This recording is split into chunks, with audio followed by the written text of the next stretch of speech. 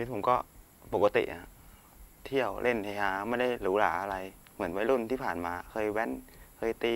ทำตัวเละเทะแต่ผมก็ตั้งใจเรียนของผมปกติเอาตัวรอดมาจนได้ก็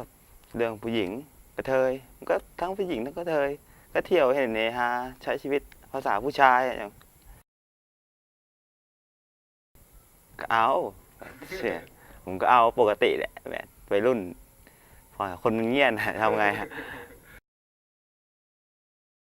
มันก็เป็นช่วงชีวิตวัยเด็กอะม.2อะเพื่อนวัยรุ่นแถวบ้านพงพี่แถวบ้านก็ตามบ้านนอกแหละไม่ได้อะไรอะ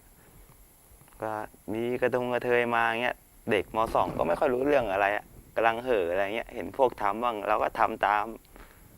แล้วก็ถือว่ากระเทยแบบสังคมสมัยนี้เขาก็ยอมรับกันหมดแล้วมีแต่ว่ามันก็มีมันก็พูดถึงก็มันเรื่องเศร้าอ่ะผมไม่อยากพูดอะไรมากอะที่ความรักมัน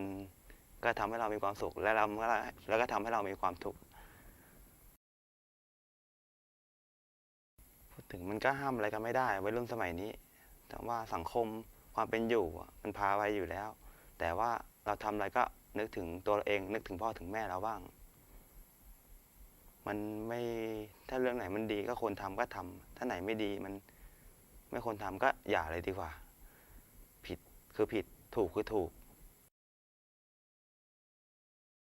ขอบคุณครับ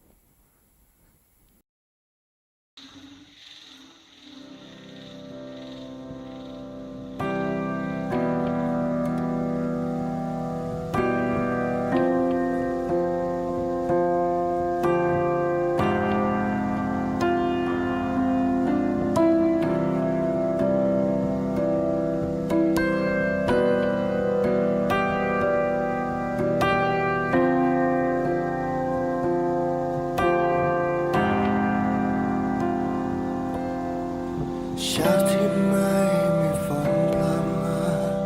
ควัน